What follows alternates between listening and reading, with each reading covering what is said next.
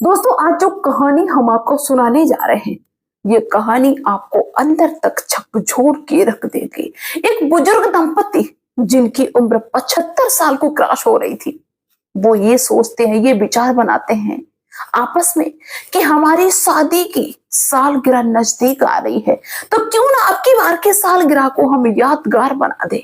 जिंदगी का कोई भरोसा नहीं, सोचते हैं कि अब की वाली सालगिरह हम अपनी एक बड़े से शहर के सबसे बड़े रेस्टोरेंट में मनाएंगे।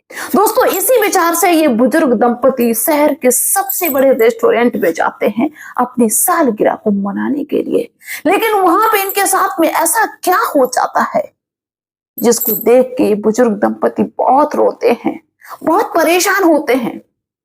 और उसके बाद में क्या होता है, दोस्तों ये कहानी बहुत ही इंटरेस्टिंग है। बस थोड़ा सा समय निकालिए और आखिर में उन बुजुर्ग दंपति के साथ में क्या हुआ था वो जरूर सुनिए और अपनी राय अवश्य रखिए। तो आइए, आप सभी का बहुत बहुत स्वागत है मेरे YouTube चैनल में एक और नई वीडियो। तो एक बुजुर्ग व्यक्ति जिनका नाम जगतपाल था, उनकी पत्नी का नाम था उमा देवी, और इन दोनों लोगों की उम्र लगभग 75 साल को क्रॉस हो रही थी। इनकी 3 बेटियां थीं और इनके कोई बेटा नहीं था। जो जगतपाल थे वो सरकारी नौकरी से रिटायर्ड थे, तो इनको अच्छी खासी पेंशन मिलती थी। अपनी जिंदगी का गुजारा अपनी पत्नी के साथ में बड़े अच्छे के साथ में करते थे। और इन्होंने अपनी तीनों बेटियों की शादी बहुत ही अच्छे घरानों में करनी थी। फिलहाल इनकी जो बेटी और दामाद थे वो ये कहते भी थे कि आप लोग मेरे साथ में रहो और अच्छे से रहो, अकेले रहोगे तो तुमको अच्छा नहीं लगेगा, मेरे साथ में रहो। लेकिन ये जगतपाल और उमा देवी मना कर देते हैं अपने बेटी और दामाद को कि नहीं, अभी मेरे हाथ पैर चल रहे हैं, तो अभी हम यहाँ पे अकेले ही रहेंगे। हम दोनों लोग हैं तो मुझे किसी प्रकार की कोई दिक्कत नहीं, जब दिक्कत होगी तो बताएंगे। इसलिए बेटी अपने अपनी घरों में है और ये बुजुर्ग दंपति साथ में रहते हैं। दोस्तों, क्या होता है कि इनकी शादी की सालगिरह नजदीक आने वाली थी। शादी की सालगिरह 50वीं, यानी कि 50 साल इनकी शादी के पूरे होने वाले थे। तो ये बुजुर्ग दंपति आपस में ये विचार बनाते हैं, जगतपाल और अपनी पत्नी उमा देवी के साथ में बैठ के विचार बनाते हैं कि क्यों ना इस बार की सालगिरह को यादगार बनाया जाए। अभी तक जितनी भी मेरी सालगिरह रही वो घर पे ही मैंने बनाई है, क्यों ना अब की बार शहर के सबसे बड़े रेस्टोरेंट में हम अपनी शादी की सालगिरह मनाएं, ताकि ये मेरी यादगार रह जाए और अच्छा लगे। आगे का क्या भरोसा है, जिंदगी का कोई भरोसा नहीं, कब क्या हो। अगली साल वाली जो सालगिरह है वो हमें मिलेगी कि नहीं मिलेगी, ये तो बात की बात है। चलो अब की बार इस 50वीं सालगिरह को बड़े अच्छे के साथ में सेलिब्रेट करते हैं, इसको यादगार बनाते हैं। तो इसी विचार से वो जगतपाल अपनी पत्नी उमा देवी के साथ में एक बढ़िया से अच्छे से रेस्टोरेंट में जाते हैं, जो शहर का सबसे नामी रेस्टोरेंट था। जब ये दोनों बुजुर्ग दंपति उस रेस्टोरेंट के नजदीक पहुंचते हैं तो वहां की व्यवस्था बढ़िया बढ़िया से लाइटिंग लगी हुई है, साफ सफाई, हरियाली, स्विमिंग पूल बना हुआ है, बहुत अच्छा दृश्य देख के बहुत ज्यादा खुश हो जाते हैं। जगतपाल भी खुश हैं और उनकी पत्नी उमा देवी भी खुश हैं। सोचते हैं कि चलो आज तो बहुत ही अच्छा लग रहा है, सच में हमारी इस बार की जो सालगिरह है वो यादगार बन के रह जाएगी। बहुत अच्छा लग रहा है। दोनों बुजुर्ग दंपति खुश होते हैं और धीरे धीरे उस रेस्टोरेंट में अंदर जाते हैं।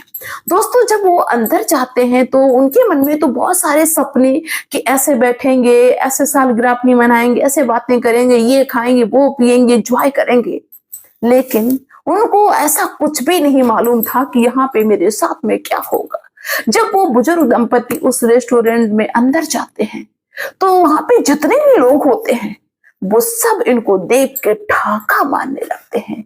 जब इनको देख के लोग हंसने लगते हैं तो इनका कॉन्फिडेंस डगमगाने लगता है। जगतपाल को झटका सा लगा, क्योंकि उनके मन में बहुत सारे सपने चल रहे थे। अचानक से जब लोग हंसने लगते हैं, यहाँ तक कि उस रेस्टोरेंट का जो वेटर था जिसका नाम महेंद्र था, वो भी मुंह घुमा के हंसने लगता है। मतलब इनको देखने में ऐसा लग रहा था कि यहाँ पे हम कैसे रहेंगे, यहाँ पे अपनी सालगिरह को हम कैसे मनाएंगे भाई। यहाँ पे तो लोग ठहाका मार के हंस रहे हैं। जैसे तैसे फिर भी वो जगतपाल अपनी पत्नी से कहते हैं कि देखो चलो लोगों को इग्नोर करो, मुझे इससे क्या लेना देना है। आज की रात और आज का ये जो समय है इसको हम बर्बाद नहीं करना चाहते हैं, इसको हम यादगार बनाना चाहते हैं, मुझे इन लोगों से कोई मतलब नहीं है।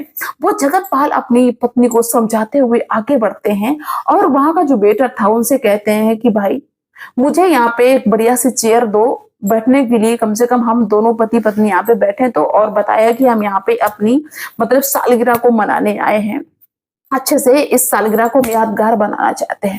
तो दोस्तों वेटर बिल्कुल भी जगतपाल की बात को नहीं सुनता और कहता है कि वो कोने में कुर्सियां पड़ी हैं वहां पे बैठ जाओ, जबकि वहां पे बहुत ही अच्छी चेयर जो थी वो लगी हुई थी।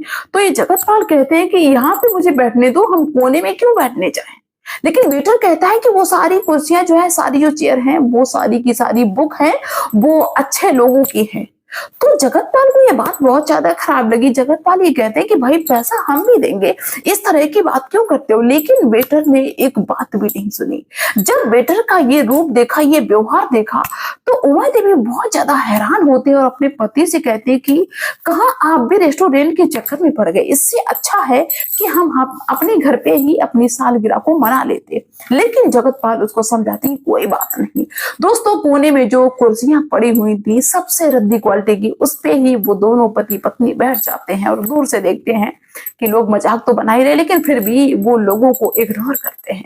दोस्तों क्या होता है कि कुछ दबंग टाइप के 6-7 लड़के, गुंडे टाइप के जो दाढ़ी मूछे रखाए हुए हैं, वो आते हैं और उन्हीं कुर्सियों पे बैठ जाते हैं। और जब उन लोगों की, उन दबंगों की नजर इन बुजुर्ग दंपति पे पड़ती है तो वो इतना हंसते हैं, इतना हंसते एक दूसरे से कह करके कि देखो इस उम्र में इनको रोमांस चढ़ा है, देखो मरने की उम्र है, एक पैर इनका कब्र में है, देखो यहाँ रेस्टोरेंट में खाना खाने आए, यहाँ तक कि मुंह पे उनकी बदनामी करते हैं, मुंह पे बेइज्जती करते हैं। और वहां पे जितने लोग बैठे हैं वो ठहाका लगा के हंसते हैं।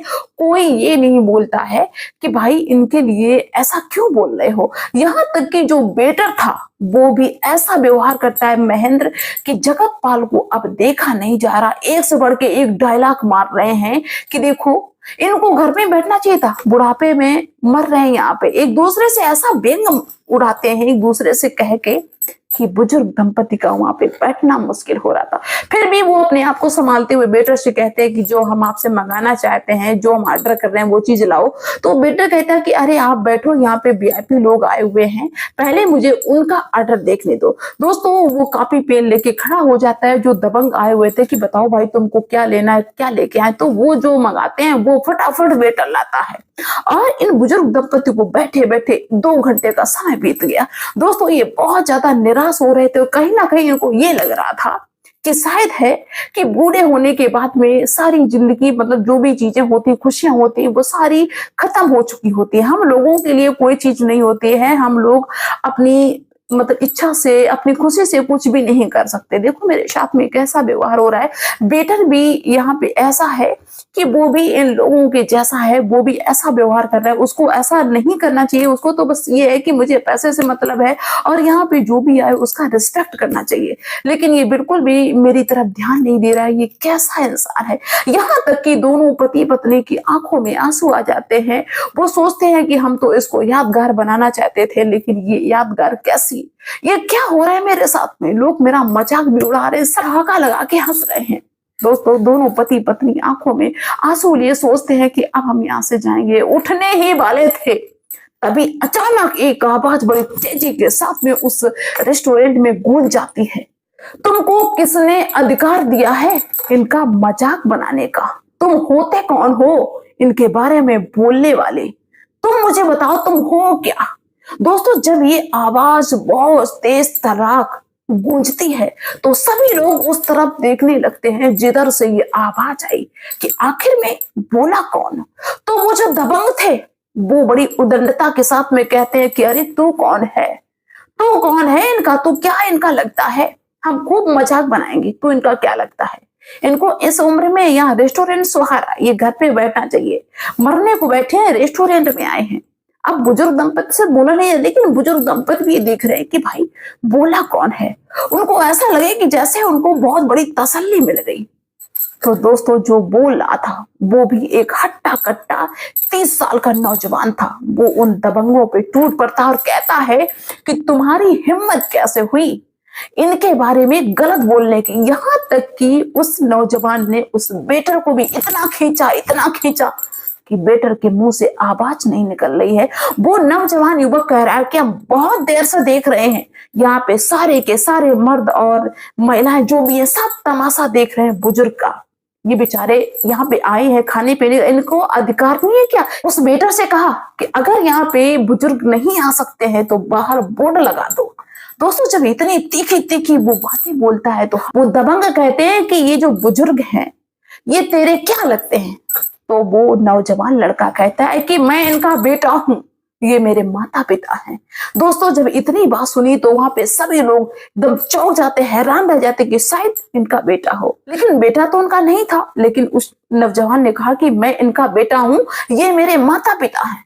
इसके बावजूद भी वो दबंग नहीं माने, दुनिया भर की बातें करते रहे। माता पिता जो अभी बहुत ज्यादा मतलब अपने आप को असहाय कमजोर समझ रहे थे, ऐसा उनको लग रहा था कि मेरा कोई इस दुनिया में नहीं है। उनको ऐसा लगने लगा कि सच में भगवान ने कोई मेरे लिए बेटा भेज दिया है। वो दबंग उस नौजवान से कहते हैं कि तू मेरे बीच में बोलने वाला होता कौन है? तुझे तेरी औकात नहीं पता है? तू जानता है कि मैं कौन हूँ? मैं बहुत बड़े व्यापारी का लड़का हूँ। दोस्तों जब इतनी बात उस नौजवान ने सुनी तो नौजवान कहता है कि तू मुझे जानता है कि मैं कौन हूं? वो कहते बता तू कौन है? तो नौजवान कहता है कि मैं यहाँ का डीएसपी हूं। जब इतनी बात वो सुनते हैं तो वो माफी मांगने लगते हैं, कहते हैं कि मुझे माफ कर दो। यहाँ तक कि वो वेटर जो महेंद्र था वो भी थर्रा जाता है और वो डीएसपी साहब कहते हैं कि देख अभी तेरी नौकरी हम छीनते हैं, तो यहाँ पे इस तरह का काम करेगा। वहां पे मतलब जितने भी लोग थे सारे के सारे लोग इकट्ठे हो जाते हैं और उस रेस्टोरेंट के जो मैनेजर थे वो भी आ जाते हैं। उनको सारी बात उस नौजवान ने बताई, जो डीएसपी साहब थे उन्होंने सारी बात बताई कि ऐसे ऐसे इनका अपमान हो रहा था, तुम्हारा ये बेटर अपमान कर रहा था। दोस्तों मैनेजर ने जब ये बात पूरी सुनी जानी तो मैनेजर अपने बेटर की तरफ से हाथ जोड़ने लगा कि मुझे माफ कर दो, मुझे ये सारी चीजें नहीं मालूम थी। यहाँ तक कि अपने बेटर से कहा कि चलो चलो तुम्हारा हम हिसाब करते हैं, यहाँ से निकलो, नौकरी से निकाल देंगे। तो वो बेटा जो था वो अपने मैनेजर के पैरों में गिरने के लिए भागता है।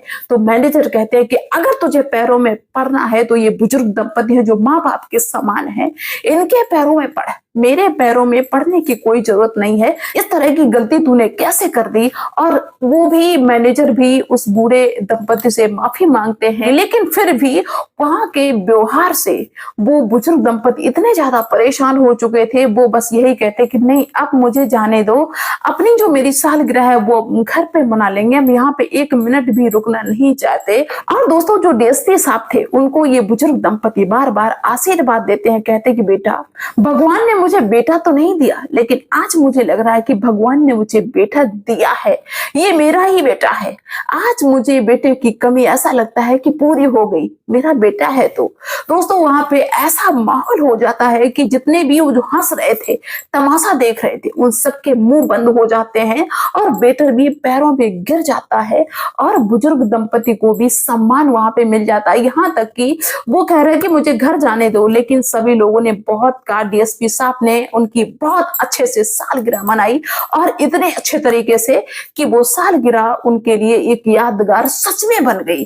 तो दोस्तों कभी कभार ऐसा होता है ना कि कुछ लोग बड़ा बदतमीजी वाले काम करते हैं, बात करते हैं। तो आप सभी से रिक्वेस्ट है कि कहीं भी अगर गलत हो रहा हो तो जरूरी नहीं कि आप उनके रिश्ते में कुछ लग रहे हो, आप उनके घर के हो, परिवार के हो, तब उनकी मदद करो। अगर आपके सामने कहीं भी गलत हो रहा है तो उसके खिलाफ आपको आवाज उठानी चाहिए। तो दोस्तों आप लोग क्या कहना चाहेंगे इसके बारे में? अपनी राय अवश्य रखना। डीएसपी साहब ने अच्छा किया या गलत किया, क्या होना चाहिए क्या नहीं होना चाहिए, मुझे कमेंट्स के थ्रू जरूर बताना। और जो भाई बहन मुझे पहली बार देख रहे हैं मेरे चैनल को सब्सक्राइब जरूर कर दें, ताकि ऐसी किसी शिक्षाप्रद स्टोरी हम पब्लिक करें तो सबसे पहले आप तक पहुंचे। तो मिलते हैं नेक्स्ट वीडियो में, तब तक के लिए बाय सभी को।